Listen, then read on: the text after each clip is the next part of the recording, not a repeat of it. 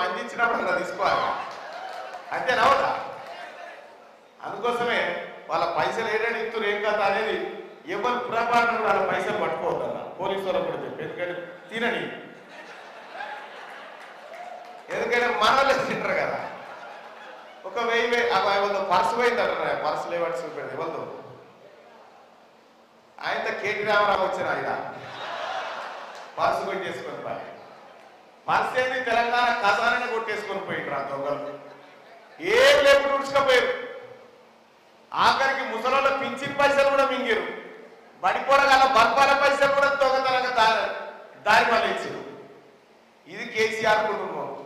ఇక కేసీఆర్ అంటాడు తీర్మానం మల్లన్న మంచోడు కాదట అరే పేద పిల్లలకు ఆపరేషన్ చేయించిండ్రా తీర్మానం మల్లన్న 100 మంది బిడ్డలను ఆదుకున్నాడు రా తీర్మానం మల్లన్న నువ్వు పేద బిడ్డల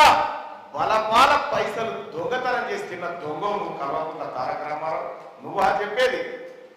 నీ నాయన సుగుణాలు తెలుసా నీకు నీ నాయన సుగుణాలు ఇంటి పక్క ముసలామె గంటీలు ఎత్తుకపోయిన దొంగ కాదా మీ నాయన పోయి చింతమడక కాడ అడుగుపో చింతమడక కాడన్న రాయి చెట్టుకు మీ నాయనని ఎందుకు కట్టేసారు అడుగుపో పోయి చెప్తాడు మీరా తీర్మార్మలన గురించి మాట్లాడేది చదువు చెప్పిన సారింట్లో ఎక్కబత్తిన పోయి ఎత్తుకపోయి అమ్ముకున్నాడు కేసీఆర్ ఈ ఉసుకలారిన కాడ పైసలు వసూలు చేస్తుంటే పక్కపోయి కొట్టిరు జనం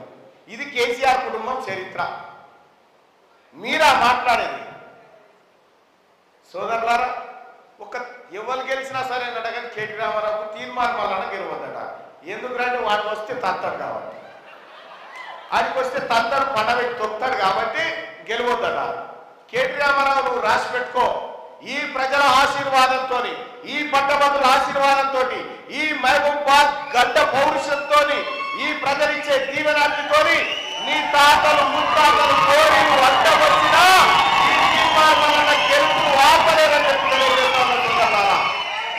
తీర్మానం కండగా ఉన్నారా ఉన్నారంతా చేయలేదా తీర్మానం కండగా ఉన్నారా